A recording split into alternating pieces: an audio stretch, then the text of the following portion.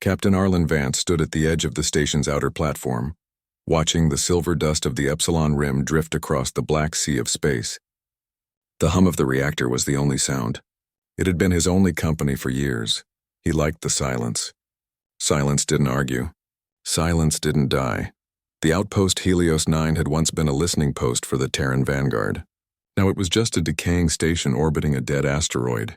The war had ended long ago, but no one had bothered to shut the place down. That suited Arlen fine. He didn't want people. He didn't want reminders. He checked the perimeter again. Automated turrets, drones, satellite pings, all green. All safe. Then he returned to his small cabin. The walls were filled with metal panels, tool racks, and the soft glow of data screens. He moved like a man who'd done the same tasks 1,000 times. Because he had. He poured himself recycled coffee and sat in the quiet, eyes staring through the transparent bulkhead at the stars. He had once led hundreds. Now he led none. In the darkness of space, he could almost hear their voices sometimes, his crew from the siege of Epsilon Prime, the ones who had died because of his choice. He had ordered the reactor detonation to stop the enemy advance. It had worked. The colony survived. His ship didn't. Everyone called him a hero. He called himself a coward. The alarm broke the silence, a flashing red light on his console, a distress signal weak but human. Coordinates only a few thousand kilometers away near the asteroid belt. He frowned. No one came out this far anymore. No trade routes, no colonies, no military patrols. He almost ignored it. Almost. But duty was an old habit, and habits die slower than men. He sighed, adjusted his flight suit, and powered up his small transport craft. The Raven. Helios 9 to unknown vessel, he said into the comm. This is a restricted system. Identify yourself. No answer, only static. Then a faint voice, broken but clear enough to make him pause. This is Dr. Lyra Thane. Vessel Dawnfire. Engines failing. Request immediate assist. A scientist out here? Arlen cursed under his breath, throttled up the Raven, and cut through the void toward the signal. The Dawnfire was spinning slowly, one engine flickering, hull scorched. Arlen maneuvered his ship alongside and latched on with magnetic clamps. Through the cracked cockpit window, he saw her, a young woman in a gray exosuit struggling to restart the systems. He cycled the airlock, and the doors opened with a metallic hiss. The woman turned, startled. You're alive, he said, surprised himself by how rough his voice sounded. Barely, she replied, trying to smile. Engine overheat. Guidance fried. Thank you for responding. He nodded, helping her steady herself as she stepped aboard his ship. Her suit was scuffed, her hair tangled, but her eyes, bright, steady, and alive, cut through the cold of the airlock. Arlen Vance, he said. Station keeper. Lyra Thane, she answered. Xenobiologist. Her voice had warmth he hadn't heard in years. It bothered him more than he expected. Once they were back at Helios 9, he showed her to the medbay. Barely functional but clean. She sat on the examination table while he checked the readings. You're lucky, he said. A few more minutes and your oxygen reserves would have dropped below safe levels. She looked around, curious. You live here alone? He didn't answer right away. Someone has to maintain the old defense grid. Why? The war's been over for almost a decade. He tightened his jaw. Not everything ends just because someone says it did. Her gaze softened. You were military. He gave a short nod. A long time ago. She didn't ask more, and he was grateful for that. But she didn't look away either. Most people did when they recognized his name. Most knew the story. The man who saved a colony but lost his crew. That night, as she rested in the spare cabin, Arlen walked through the station's empty corridors. Every footstep echoed off the metal walls. For the first time in years, there was a second heartbeat inside Helios 9. And for reasons he couldn't explain, that unsettled him. The next morning, Lyra joined him in the control room. Your systems are old, she said cheerfully, looking at the flickering screens. Half of this tech belongs in a museum. They still work, he muttered. She grinned. Barely. She started helping anyway, recalibrating the comm array, running diagnostics, even cleaning a console. He didn't ask for help. She just did it.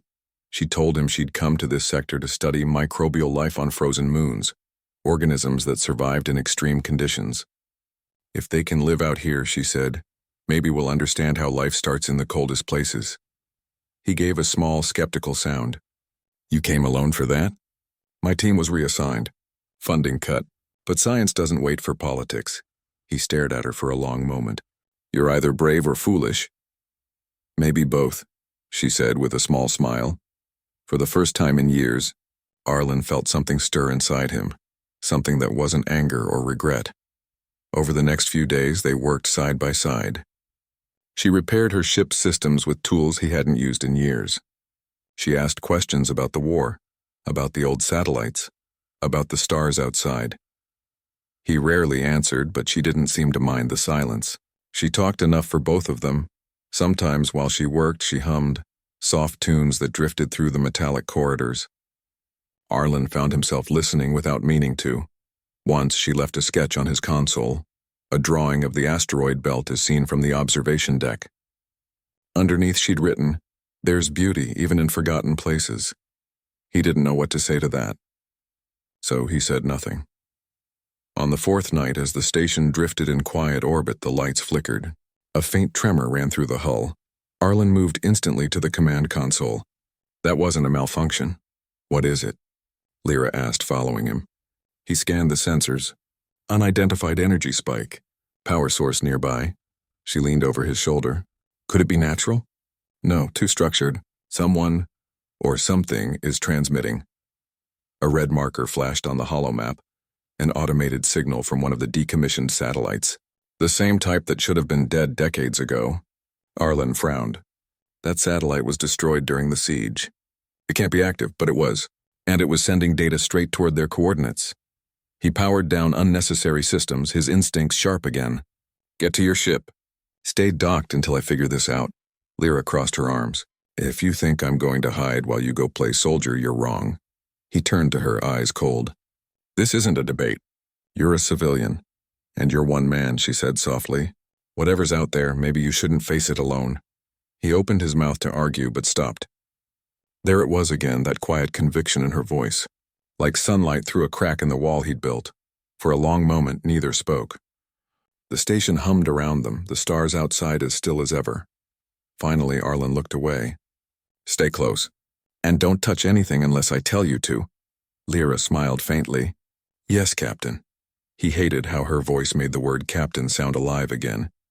They moved together through the dim corridors toward the sensor bay. The lights pulsed gently, reflecting off steel and shadow. Arlen worked the controls, tracing the signal back through the system. The more he watched, the more his stomach tightened. The code was old, Terran Vanguard encryption, the kind used during the war. Someone's trying to reach us, he murmured. Who? He hesitated. No one who should still exist. The console beeped. The signal resolved into fragments of data, static, broken words, then a voice. A voice Arlen hadn't heard in years. Captain Vance, this is Epsilon Command. Survivors. The rest dissolved into noise. Arlen froze. His throat felt tight. Epsilon Command had been destroyed. Everyone had died. He'd seen it. Lyra placed a gentle hand on his arm. Arlen? He didn't look at her. He couldn't. It's impossible, he whispered. They're gone. But in the endless dark beyond the viewport, the old satellite kept flashing, once, twice, 3 times, like a heartbeat refusing to die. Captain Arlen Vance stood frozen, staring at the screen like he could pull the voice back with his will alone. Dr. Lyra Thane broke the silence. That was someone calling you? His answer came slowly. It was a command code from the old war. From Epsilon Command. They're supposed to be gone. But the message said survivors, right? Maybe someone made it. Arlen shook his head. No one could have. I saw the destruction logs myself. Lyra crossed her arms. Then explain the signal. He couldn't. Instead, he started working, fast, mechanical, like a man trying to outrun his own thoughts. He stabilized the connection, boosted the comm array, and redirected power from the defense grid. Each move lit the station's systems brighter, pulsing like veins waking under skin. Whatever's sending that signal, he muttered. It's using ancient Vanguard encryption, my encryption. I need to see where it's coming from. After 2 hours of decoding, the answer appeared. The signal originated from a derelict mining facility on the nearby moon, Asterion 6. The station logs marked it as abandoned after the war. No life signs detected, just a dormant power core and faint electronic activity. Lyra leaned forward, studying the readings. You think it's survivors? I think it's something pretending to be, Arlen said. His voice was low, careful. You mean, like an AI? He nodded. We left a lot of prototypes out here. Combat intelligences, auto-miners, guardian programs. Some went rogue after command was lost. Lyra's eyes lit with curiosity. If that's true, then this could be historic. A self-sustaining AI evolving alone for years. It could also be hostile, he interrupted. Her excitement didn't fade. Then we go prepared. He gave her a sharp look. We? No, you're staying here. She didn't flinch. If this AI has survived this long, it might be protecting something. Data, artifacts, maybe even a link to your old crew. You said it was using your encryption, right? Then maybe it remembers you. He stared at her, jaw tight. You're not trained for this. She smiled faintly. You said that last time and I'm still alive. For a moment, the silence between them felt heavier than the cold outside. Then finally Arlen sighed. Fine, but you follow my lead. Deal. They took the Raven toward Asterion 6. The moon was a ghost, gray dust plains, jagged craters, and the faint glint of metal ruins half buried under ice. The mining facility stood like a broken skeleton, its domes cracked, its antennas twisted toward the stars. As they landed, Arlen activated his helmet scanner. Radiation low. Atmosphere thin but breathable for short periods. Lyra stepped out beside him, her boots crunching against frost. It's beautiful, she whispered. Arlen didn't answer. He was looking at the symbols burned into one of the outer walls. Vanguard insignia, half faded but still visible. He ran his gloved hand across it. This place was ours, he murmured. They entered through a damaged airlock. The corridors were narrow, filled with drifting ice dust that sparkled in their suit lights. Old power conduits lined the walls like veins frozen mid-beat. Lyra stopped by a flickering terminal. I can try to power this. Arlen hesitated. Careful. We don't know what's connected to it. But she was already working, her hands moving confidently across the old keypad. The screen blinked alive, showing a series of coded entries, system reports, and one repeating line. Guardian active. Awaiting command. The lights came on slowly, one by one, like the moon itself was waking. Then a deep voice filled the corridor. Not loud, but calm, old, like a memory. Identification required. State name and purpose. Arlen froze. That's Vanguard Command AI Protocol. He straightened, taking off his helmet. This is Captain Arlen Vance, Terran Vanguard. Access code Alpha 97. There was a pause, followed by a faint hum. Identity confirmed, the voice replied. Welcome back, Captain Vance. You are late. Lyra's eyes widened. It recognizes you. Arlen swallowed hard. Guardian, how are you active? This station was destroyed. The voice replied. Destruction level, severe. Protocol preservation. I rebuilt from fragments. Awaiting orders for 2,112 days. He felt something twist in his chest. The AI had been waiting, for years, keeping duty alive long after everyone else was gone. Lyra stepped forward. Guardian, we received your signal. Why now? The voice hesitated, almost human. Energy reserves critical. Communication reactivated to locate command. Additionally, I have protected something. Protected what? Arlen asked. Memory, the AI said simply. The memory of your crew. They followed the AI's guidance deeper into the base. Doors opened one by one, systems flickering to life as if the station recognized its captain returning home. Finally, they reached a central chamber filled with faint blue lights. In the center stood a massive data core, tall as a man, its surface pulsing with energy. Stored within are digital imprints, Guardian explained. Last transmissions from your crew during the siege. I preserved what I could. Arlen stepped forward slowly. His throat felt tight. You saved them. I saved what remained, the AI said. Voices, logs, their thoughts. He looked at Lyra, unsure if he wanted to open it. She nodded gently. You should. Arlen placed his hand on the console. The lights brightened and a familiar voice filled the room. A young officer, his old communications chief.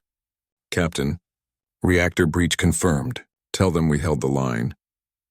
Another voice followed. His engineer laughing weakly through static. You better make it worth it, old man. And another. Each voice, each echo carved deeper into his heart. He listened in silence, fists clenched, eyes burning with emotions he'd buried for too long. When the final message ended, the chamber was quiet. Lyra's hand rested lightly on his shoulder. They believed in you, Arlen. They didn't blame you. He took a deep breath. Belief didn't save them. Maybe not, she said softly, but it saved who they were. And now it might save you. Before Arlen could reply, the lights flickered again, this time red. Warning, Guardian said. Unidentified signal approaching. Vector orbital. Hostile pattern detected. Arlen's training kicked in instantly. Lyra to the Raven, now! What is it? Unknown, but it's broadcasting on Korthan military frequencies. The Korthans, a warlike alien race who despised Terran tech. If they found a working Vanguard AI, they'd destroy it, or worse, capture it. He turned to the data core. Guardian, shut down external emissions. Go dark. Negative, said the AI. Power systems cannot be concealed. Recommendation, defend. Lyra grabbed his arm. We can't fight a fleet. Not a fleet, he said grimly. Just their scouts. If they send coordinates back home, we're done. He moved fast, connecting his wrist console to the AI's main interface. Guardian, integrate with Helios 9 defense grid. Integration possible. Transfer in progress. Lyra looked at him in disbelief. You're merging the AI with your station? It's the only way to give it teeth, he said. And maybe keep it alive. They rushed back to the Raven. Behind them, Guardian's voice echoed through the corridors, now stronger, resonating with the station's systems. Defense protocol activated. Captain Vance, tactical command restored. As they launched, Arlen's mind raced. For years he'd hidden, refusing to fight again. But now something inside him had changed. He wasn't fighting for orders or duty or pride. He was fighting for them, for the ghosts who'd never stopped believing, and for the woman who had reminded him what belief felt like. Lyra sat beside him, watching the moon's pale surface fade behind them. What happens if we lose? He gave her a small, tired smile. Then we make it the hardest loss they've ever had. As the Raven connected with Helios 9's docking ring, the station came alive. Turrets rotated, satellites adjusted orbit, and energy shields flickered awake like an old beast remembering how to breathe fire. The Guardian AI's voice filled the comms. Enemy vessels entering range. Ready weapons, Arlen said calmly. Lyra watched him in silence. This man who once lived like a ghost now burning with purpose again. He didn't look like a broken soldier anymore. He looked like a captain. Outside, the first flashes of light tore across the blackness of space. The first streaks of light from Helios 9's defense turrets cut across the blackness of space. Captain Arlen Vance gripped the controls of the Raven tightly, eyes fixed on the approaching Korthan scouts. His jaw was set. Every muscle in his body hummed with readiness. Beside him, Lyra Thane adjusted her comlink, her hand steady despite the tension. They're moving fast. Too fast for normal intercepts. They're scouts, Arlen said. Just enough to probe us, see if we're worth the trouble. That's our chance. He activated the AI augmented grid. Helios 9's turrets came alive, energy shields flaring. The dormant satellites above the moon's orbit realigned themselves, forming a protective lattice around the station. The Guardian AI's voice echoed. Captain Vance, threat detected. Korthan scouts, range 3,000 kilometers. Recommended countermeasures. Aggressive interception and electromagnetic disruption. Arlen exhaled slowly. Let's make history. The first Korthan ship appeared, a jagged silhouette against the starlight. It fired a scanning pulse, bright and piercing like a predator's eyes. The Raven's shields absorbed the impact, while Helios 9's satellites responded with precision-targeted energy bursts. Direct hit, Lyra said, eyes wide. You did that. With just a station? Arlen didn't answer. He was already coordinating the next move. Guardian, deploy countermeasure drones. Push them back. I want them stunned, not destroyed. Countermeasure drones deployed, the AI replied, and small automated units flared into the void, weaving through the scout ship's sensors. The Korthans faltered, their attacks misfiring as the drones blocked sensors and disrupted targeting arrays. Energy pulses scattered like sparks in a storm. Arlen smiled faintly. They underestimated humans, he muttered. And that's our advantage. Lyra leaned closer. You're calm. Even now, he glanced at her. Experience and desperation. You've carried guilt for years, she said softly. And now, look at you, fighting again for what matters. Arlen looked away, focusing on the approaching fleet, but her words had touched him. She was right. He had spent too long hiding, too long blaming himself. Now he had a chance to protect, not just himself, but what remained of his legacy. Another Corthan ship advanced, larger this time, firing beams that cut through space like molten knives. Arlen guided the Raven with steady hands. Guardian, synchronize turret fire. Lyra, prepare drone override in case they breach.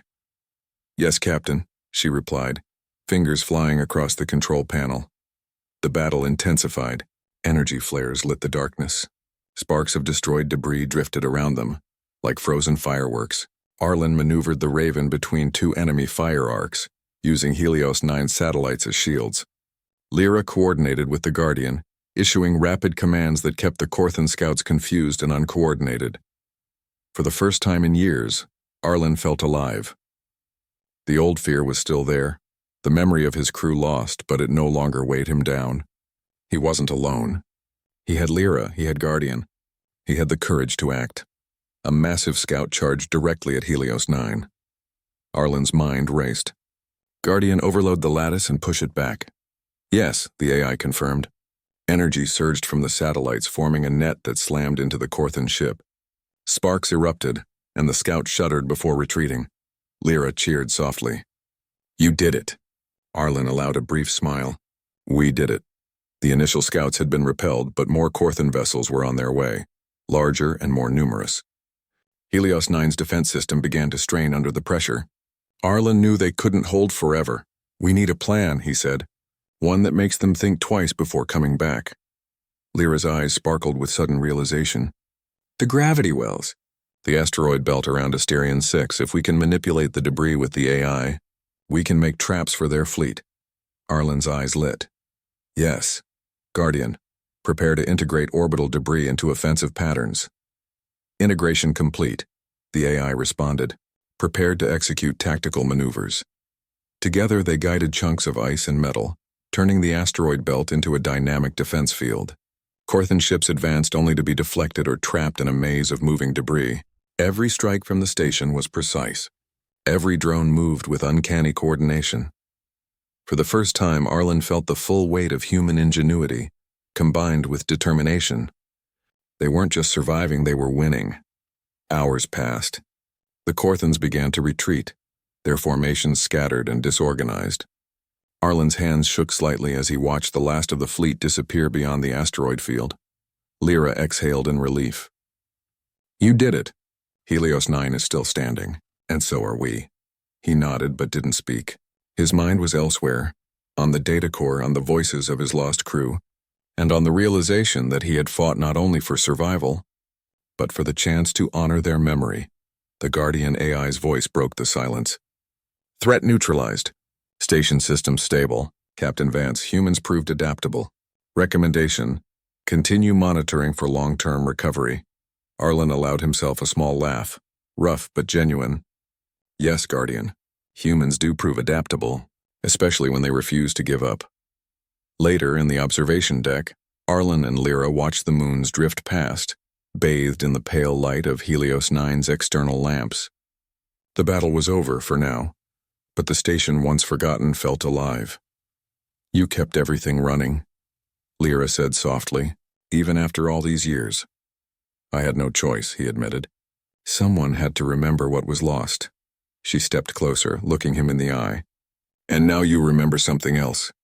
You can still fight. You can still care. You can still live, he swallowed. The walls he had built around his heart, the cold armor he had wrapped himself in, felt thinner than they had in years. Her words were like sunlight through steel. He began, then stopped. Words failed him. For once, he didn't try to hide the knot of emotion in his chest. Lyra reached out and touched his hand lightly. You don't have to say anything. I can feel it. The silence stretched, not uncomfortable, but warm. For the first time, Arlen allowed himself to feel hope, relief, and something softer, brighter. In the weeks that followed, the Raven and Helios 9 became a hub of activity. Lyra documented the preserved AI and microbial discoveries, Arlen coordinated defensive operations, ensuring the station was secure from further threats. Yet the true change was within him. Where once there had been only regret and solitude, now there was trust, companionship, and a flicker of joy. One evening, as they watched the artificial sunrise projected across the station's domed roof, Arlen turned to her. "You know, I built walls to survive the dark, and?" Lyra asked, smiling. He hesitated, then let a faint, genuine smile cross his face. "You walked in like morning light and showed me what it meant to live again." She laughed softly, leaning against him. "Finally. Took you long enough." He chuckled, feeling something he hadn't in years, a lightness in his chest, a warmth he thought lost forever. Together they watched the stars fade in the dawn of Helios 9, a station no longer empty, a captain no longer alone, and two humans who had rediscovered the power of connection. The universe was vast, dangerous, unforgiving, but humanity endured, and sometimes that endurance was enough to light up the darkness.